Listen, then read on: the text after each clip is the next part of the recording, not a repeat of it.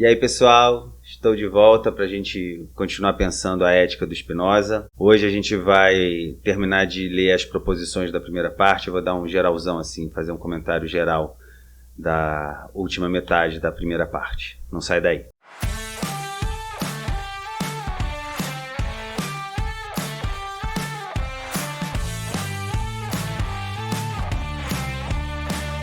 Estamos com o nosso livrinho, acompanhando aqui a leitura. A gente foi até mais ou menos a proposição 18, quando eu comentei da causa imanente, causa transitiva, né?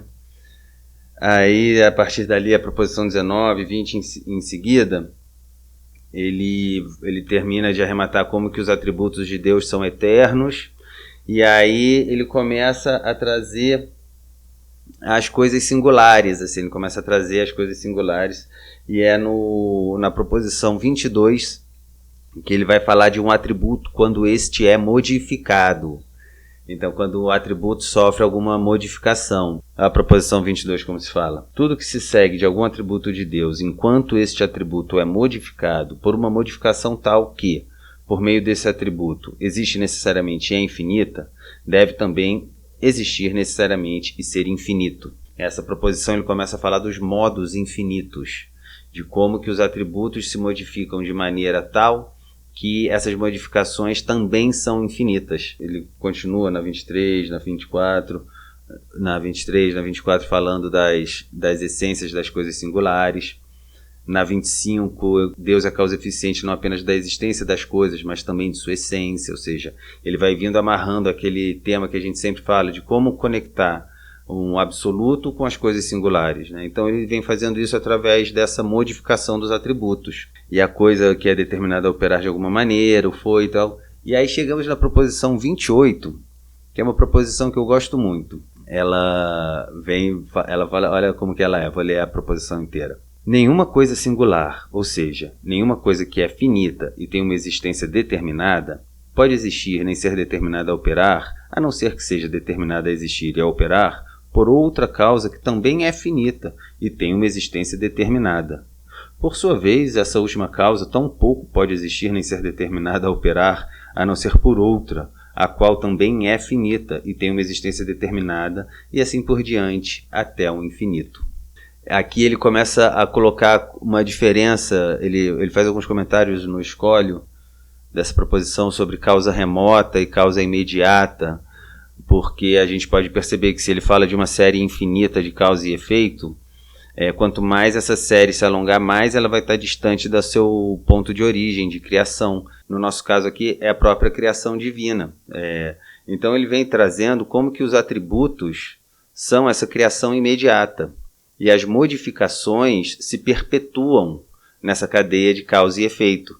E aqui a gente começa a conseguir estabelecer uns parâmetros teóricos dentro da filosofia do Spinoza do que os críticos e os comentadores chamam de paralelismo.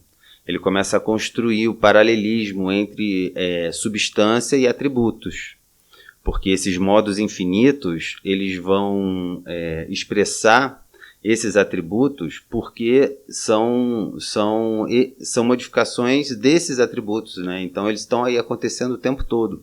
No escolho da proposição 29, uma coisa que a gente já viu no videozinho de vocabulário recentemente, sobre a natureza, que ele vai pôr a diferença entre natureza naturante e natureza naturada, onde a natureza naturante é a expressão dos atributos. A natureza naturante é aquilo que existe por si, e por si só é percebido. Não precisa da ajuda de conceitos e nem de outras coisas para se fazer vivo. Enquanto que a natureza naturada não. A natureza naturada faz parte dessas modificações que os atributos vêm sofrendo. Na proposição 30, 31, ele vai aprofundando esse paralelismo entre intelecto finito e infinito.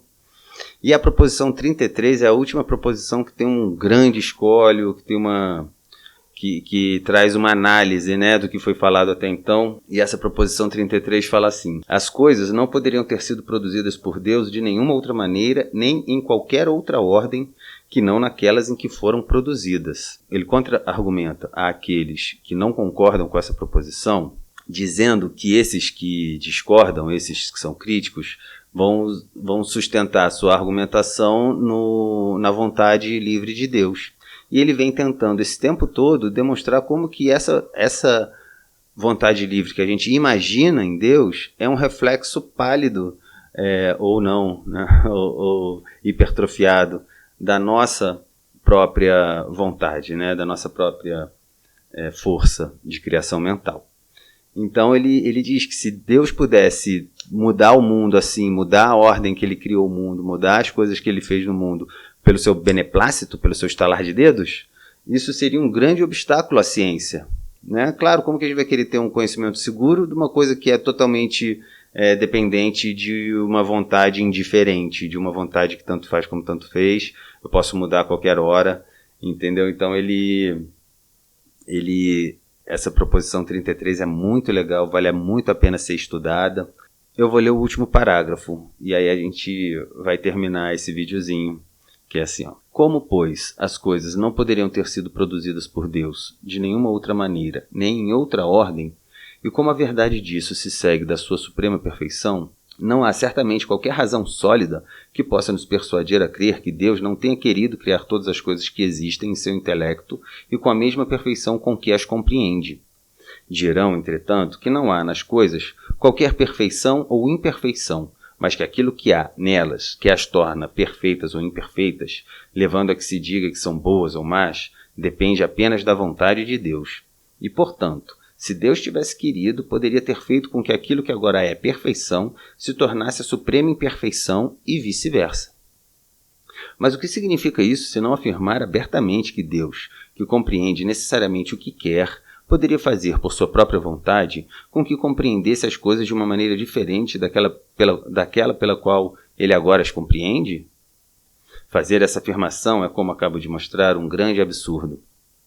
É por isso que posso fazer o argumento voltar-se contra eles da maneira que se segue. Tudo depende do poder de Deus. Assim, para que as coisas pudessem ser diferentes do que são, a vontade de Deus necessariamente também deveria ser diferente. Mas a vontade de Deus não pode ser diferente. Logo, as coisas também não podem ser diferentes. Reconheço que a opinião que submete tudo a uma certa vontade indiferente de Deus e sustenta que tudo depende de seu beneplácito desvia-se menos da verdade do que a opinião daqueles que sustentam que Deus em tudo age, tendo em vista o bem. Pois esses últimos parecem supor a existência, fora de Deus, de alguma coisa que não depende dele, uma coisa que ao operar ele toma como modelo, ou uma coisa a que ele visa como se fosse um alvo preciso. Mas isso não significa senão submeter Deus ao destino. Não se poderia sustentar nada de mais absurdo a respeito de Deus, que é, como mostramos, a causa primeira e única causa livre, tanto da essência quanto da existência de todas as coisas. E aí ele tem mais 3 proposições para terminar, e começa o apêndice, na qual, nessas 3 proposições, ele fecha essa amarração de que a potência de Deus é a sua própria essência, e a última proposição é que não há nada na natureza da qual não se siga algum efeito, e aí ele entra no apêndice. E no apêndice ele vai aprofundar essa crítica ao que ele chama de teoria finalista, que no final aqui ele dá uma pincelada dizendo as pessoas dizem aí, tem a opinião de que Deus age em vista de um bem, né? Ele tem uma finalidade, ele tem um bem a alcançar. E é essa finalidade que Spinoza tenta destruir, trazendo a existência de Deus para um agora, eu diria assim, um agora absoluto, entendeu? A gente vive o agora e a realidade é essa porta aberta para a eternidade. É como se fosse isso que ele está dizendo. Tudo que existe em Deus, tudo que existe é assim determinado por Deus a existir, não poderia ter sido diferente, e cabe a nós agora perceber como que estamos vivendo dentro dessas modificações infinitas dos atributos de Deus. Sacou? É esse o nosso exercício, é esse o nosso papel de viver a filosofia, como que a gente está sentindo na pele essa vida. Certo? A gente está aumentando a nossa potência ou a gente está padecendo a ponto de apagar a nossa chama aí de potência e se deixar levar pela maré, né? A gente está sendo levado pela maré ou estamos construindo o nosso barquinho com o conhecimento que nos cabe das ferramentas, atributos e modificações que estão à nossa volta. Né, não? Então, no próximo vídeo eu vou falar sobre o apêndice, vou apresentar o apêndice e vou fazer 2 vídeos para a gente estudar esse apêndice da primeira parte da ética. Espero que vocês estejam gostando. Eu estou passando rápido mesmo para instigar a reflexão, trazer vocês para a conversa. Não quero ficar aprofundando, fazendo vídeos muito longos, mas estou selecionando aqui trechos e dando uma geralzona no que eu compreendo ser a concatenação das ideias desse cara nesse livro. Tá ótimo? Forte abraço, espero vocês aí comentando, compartilhando, se inscrevendo e fazendo esse canal bombar, porque a gente está precisando pensar para viver melhor, tá certo? Beijão!